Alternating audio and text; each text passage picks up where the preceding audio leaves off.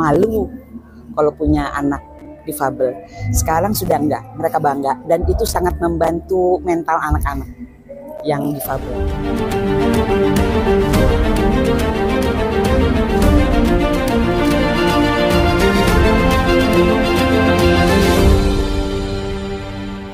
Alhamdulillah hari ini saya menyanyi satu lagu untuk mensupport Mas Maman Fiul, karena beliau tahun 2016 pernah mengiringi di salah satu album saya yang tadi lagunya Segalaku Untukmu. Sebetulnya itu versinya duet dulu saya sama Bruri, terus cover lagi ada satu penyanyi namanya Mas Tony Seno diiringin oleh Mas Maman.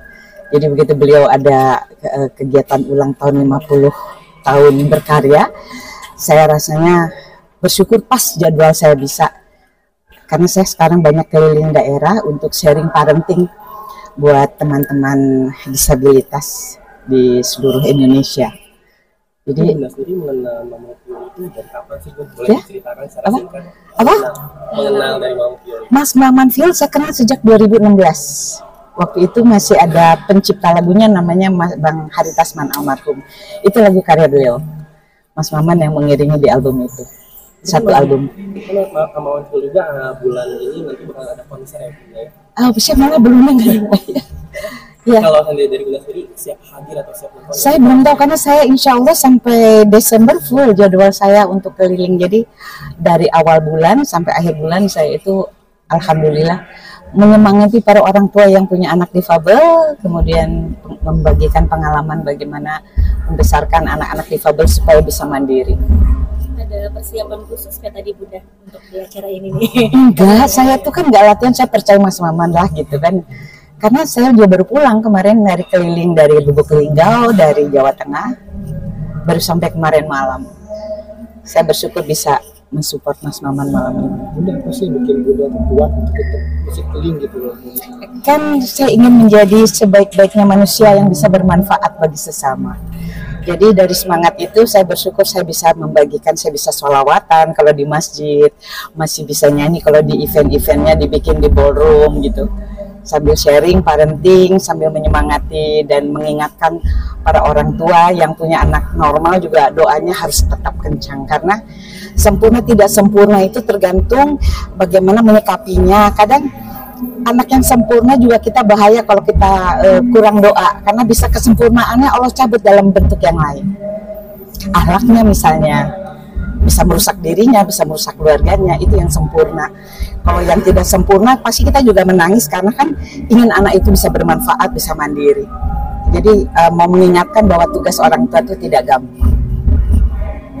Kalau juga Bunda cara menjaga kesehatan Bunda, bukan sini masih aktif gitu. Hati bahagia itu obat sih. Jadi kalau hati bahagia selalu gembira, itu hormonnya kan dopaminnya jadi akan membantu kita semangat, itu membahagiakan, banyak senyum, bersyukur karena Allah masih ngasih kesempatan bisa berbagi cerita, berbagi ilmu, dan saya tetap bisa belajar karena kita kan manusia sebagai pelajar seumur hidup.